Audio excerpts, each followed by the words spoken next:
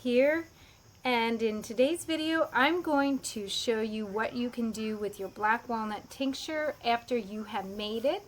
And if you have not watched my videos on making black walnut tincture from green hulls, I encourage you to just go into my videos and find the videos on black walnut tincture making, straining your tincture, and I think I have a few others pertaining to black walnuts. But basically, these suggestions would only be valid if you are using a full strength tincture that you have made from hulls you've collected, or if you know you have received from someone who has made it fresh and it's really strong, good quality, because herbs only work if they're really good quality, organic, or wildcrafted from a good source. So I have rebottled this from a large bottle into a tincture bottle, and this is an old bottle. It's just relabeled it.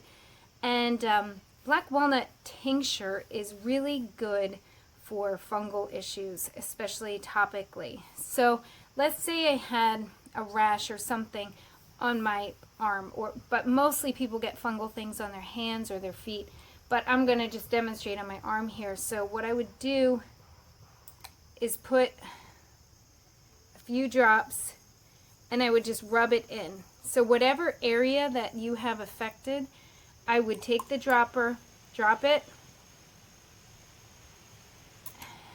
and then rub it in. And do that at least 3 times a day.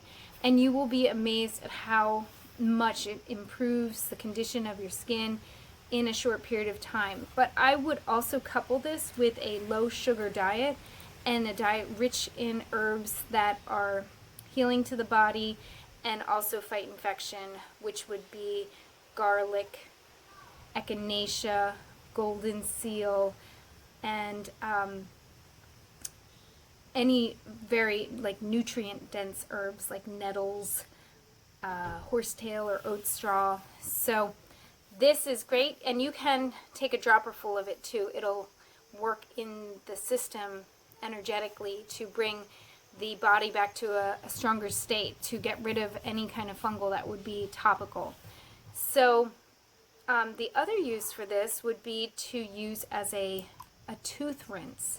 So I have used this for weak spots on teeth, or possibly cavities that have started for myself and my family. And so basically you take a full dropper full,